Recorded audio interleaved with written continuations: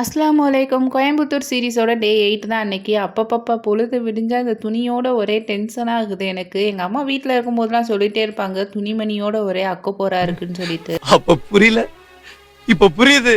இப்ப புரியுது. அதுக்கு மாறா இன்னைக்கு கொஞ்சம் வெயில் அதிகமாவே இருந்துச்சு. நானும் கிளாஸுக்கு கிளம்பிட்டேன். இன்னைக்கு மேக்கப் அண்ட் ஹேர் ஸ்டைல் 2க்கான பிராக்டிஸுமே இருக்கிறனால நான் பேக்ல இந்த மாதிரி திங்ஸ் எல்லாம் எடுத்துக்கிட்டேன். போற வழியிலேயே நம்ம சாப்பிட்டுட்டு கிளம்பியாச்சு. கிளாஸ் ஸ்டார்ட் ஆகிறது என்னமோ 10 o'clock தான். ஆனா நான் 9 மணி 9:15க்குலாம் போயிருவேன். ஆப்போசிட்ல ஒரு எம்டி ஹால் இருக்கும். அங்க உட்காந்து வாய்ஸ் ஓவர் கொடுத்து வீடியோ எடிட் பண்ணிட்டு இருப்பேன். இந்த நாள் வரை வண்டியை விடவில்லை. என்ன ராமலிங்கம் ஆலைய பார்க்க முடியல. எப்படி இருக்க?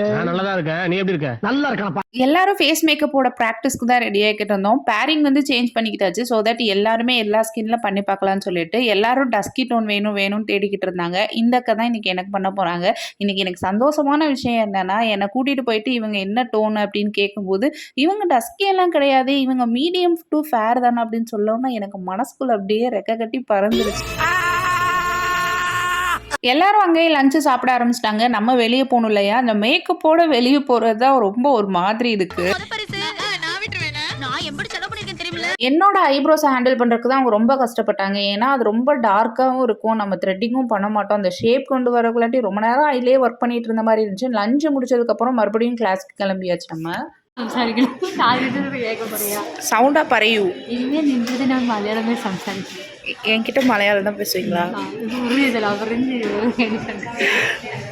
இவங்க தான் மலையாள சேச்சி. சிரிச்சுட்டே இருப்பாங்க. எனக்கு ரொம்ப பிடிக்கும் அவங்கள. நம்ம ப்ரெஷ்ஷெல்லாம் க்ளீன் பண்ணிவிட்டு இப்போ நம்மளோட டேர்ன் இல்லையா, நம்ம பண்ண ஆரம்பிச்சாச்சு. இவங்களுக்கு மேக்கப் பண்ணுறக்குள்ளாடி நான் என்னெல்லாம் பணிவிடை பண்ண வேண்டியதாக இருக்குது.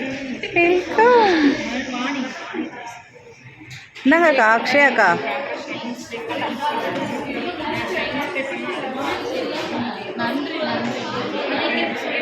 சப்ஸ்கிரைப் பண்ண சொல்லுங்கக்கா சேனலை. நான் தான் அவன் சேனல் பேர் மறந்துருச்சு.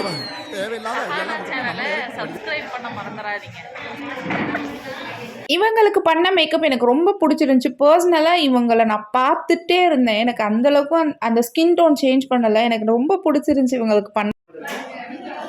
Ice open. ஆஹா, தேங்க்யூ.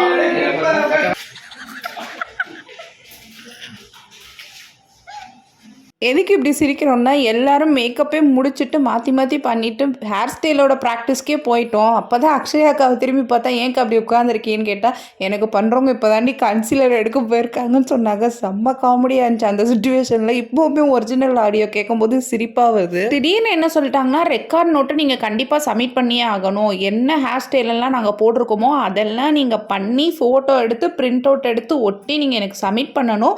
இல்லைனா என்னென்ன ஹேர் ஸ்டைல் மிஸ் ஆகுதோ அதை நீங்கள் மறுபடியும் பண்ணணும் அப்படின்னு சொன்னோன்னே கொஞ்சம் பயமாயிடுச்சு. நான் என்ன பண்ணேன்னா, ஒரு பக்கம் பீச் வேவ்ஸும் இன்னொரு பக்கம் நார்மல் கேர்ள்ஸ்ன்னு சொல்லிட்டு ஒரு பேஸ் வச்சே நிறைய ஹேர் ஸ்டைலில் பண்ணி ஃபோட்டோஸ் மட்டும் எடுத்துட்டு அதுக்கப்புறம் இந்த 3D ஹேர் ஸ்டைல் பண்ணேன். அப்புறம் இன்னொரு ஹேர் ஸ்டைல் பண்ணேன். ஈஸியாக வந்து 3 ஹேர் ஸ்டைல் தான் அப்படின்னு சொல்லிடலாம். ஆனால் அதுக்கு எவ்வளோ டைம் ஆச்சு. ஒரு ஹேர் ஸ்டைல் பண்ணிவிட்டு அதை ரிமூவ் பண்ணிவிட்டு இன்னொரு ஹேர் ஸ்டைல் பண்ணுறது எவ்வளோ கஷ்டமாக இருந்துச்சுன்னு அப்போ தான் புரிஞ்சு. நம்மக்கிட்ட டூல்ஸ் இருந்தால் நம்ம ஹாஸ்டலில் கூட ப்ராக்டிஸ் பண்ணலாம். பட் என்கிட்ட எந்த டூல்ஸுமே கிடையாது. நம்ம ப்ராக்டிஸ் பண்ணால் அது அகாடமியில் மட்டும்தான் பண்ண முடியும். எப்பவும் போகிற டைமை விட இன்றைக்கி ரொம்பவே டைம் ஆயிடுச்சு. எங்கள் அம்மாவே எப்பவும் 8 மணிக்கு கால் பண்ணுவாங்க. கால் பண்ணிட்டாங்க. ஹாஸ்டல்ல இருந்துமே கால் பண்ணிட்டாங்க. அதனால போகிற வழியிலே சாப்பாடெல்லாம் வாங்கிட்டு என்னை விட்டால் போதும் நான் போய் தூங்கிடுவேங்கிற மாதிரி டயர்டாக இருந்துச்சு. போகிற வழியில் ஏதோ ஒர்க்கு வேறு நடந்துக்கிட்டு இருந்துச்சு. அதை சுற்றி போகிறக்குள்ளாட்டியும் அப்பா.